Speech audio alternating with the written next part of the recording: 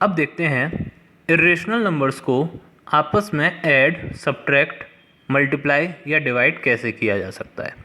अच्छा, उससे पहले ये समझिए कि दो इरेशनल नंबर्स आपस में ऐड या सब्ट्रैक्ट हो सकते हैं, लेकिन एक रेशनल और एक इरेशनल नंबर होगा तो उनको हम सब्ट्रैक्ट या ऐड नहीं कर सकते। मल्टीप्लाई या डिवाइड हो सकता है, लेकिन एडिशन सब्ट्रैक्शन नहीं हो सकता। या तो दोनों रेशनल होने चाहिए या दोनों इरेशनल। इरेशनल में भी कौन से इरेशनल नंबर आपस में ऐड या सब्ट्रैक्ट हो पाते हैं वो ज़रा देखते हैं।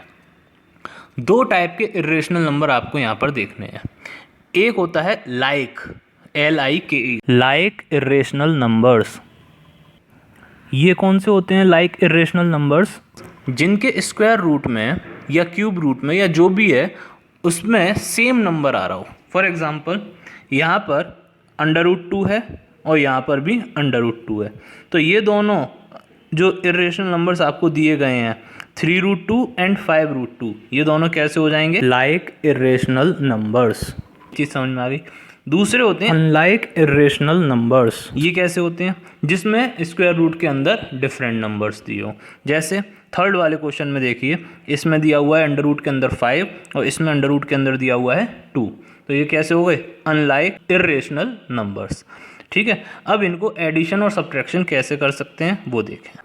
तो देखिए, अगर लाइक इरेशनल नंबर्स हैं दोनों सेम वाले तो उनको हम ऐड या सब्ट्रैक्ट कर सकते हैं, लेकिन अगर अनलाइक इरेशनल नंबर्स हैं तो उनको हम ऐड या सब्ट्रैक्ट नहीं कर सकते। ठीक है, मल्टीप्लाई या डिवाइड कैसा भी हो सकता है, चाहे वो रेशनल इरेशनल का हो या दो अनलाइक इरेशनल नंबर्स का हो या दो लाइक इरेशनल नंबर्स का हो। मल्टीप्लाई डिवाइड में कोई दिक्कत नहीं है।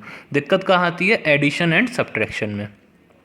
तो एडिशन सब्ट्रैक्शन कब होगा? जब दोनों कैसे होंगे? लाइक इरेशनल नंबर्स, यानी कि अंडर रूट के अंदर सेम क्वांटिटी।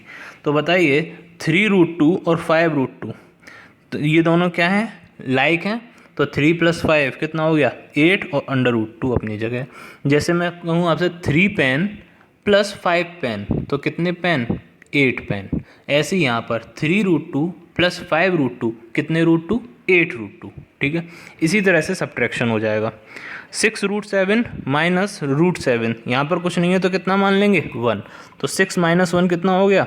5। √7 अपनी जगह है ही, तो 6√7 में से 1√7 जाएगा तो कितने √7 बचेंगे?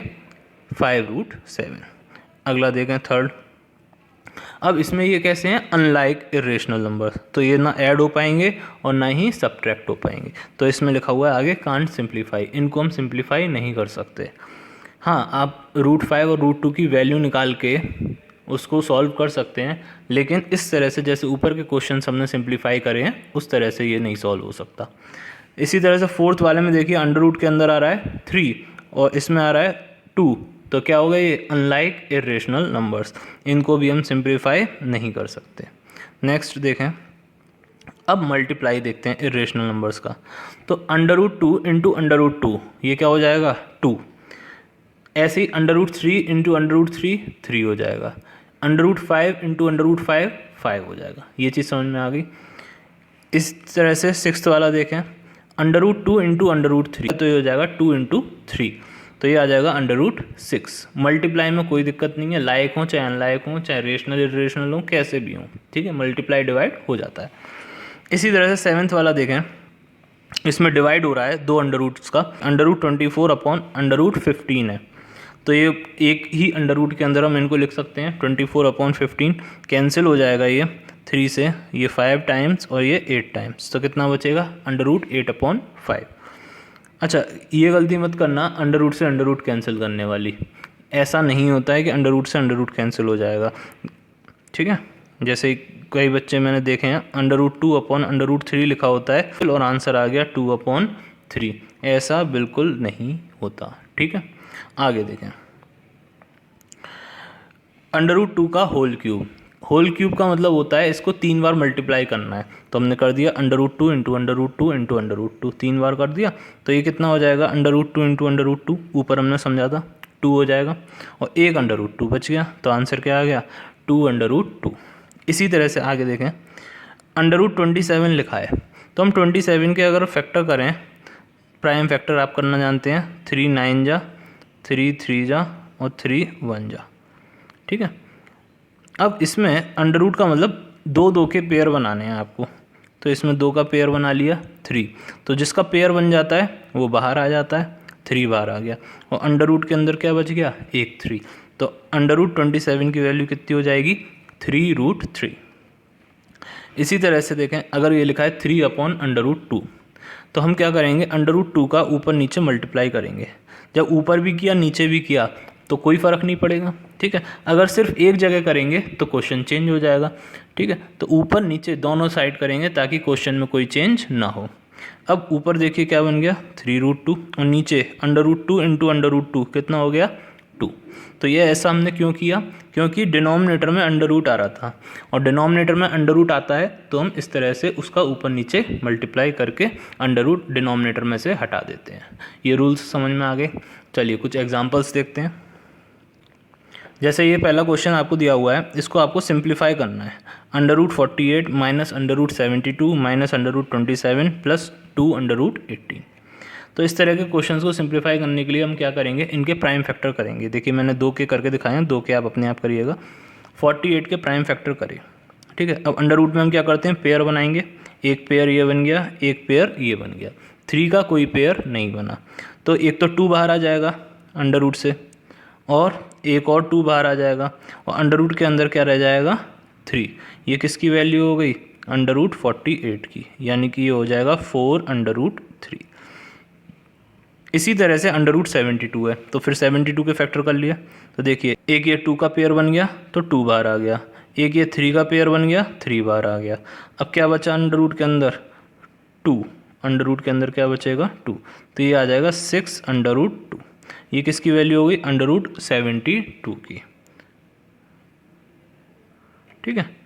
अब इसको आगे वाले दोनों को आप अपने आप करिएगा सॉल्व, √27 निकालिएगा और √18 निकालिएगा, ठीक है। तो कुल मिला के ये आ जाएगा, देखिए।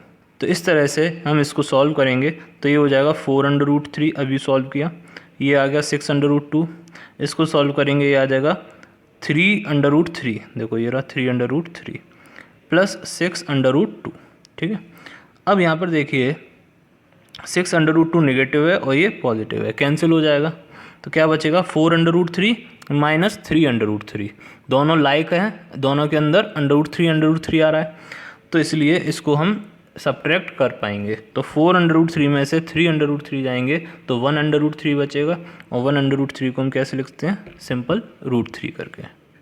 नेक्स्ट देखें एग्जाम्पल, देखिए ये दिया हुआ है 5 इंटू, देखो इंटू ये डॉट दिख रहा है आपको, √216, तो अब 216 के आप प्राइम फैक्टर कर लीजिए।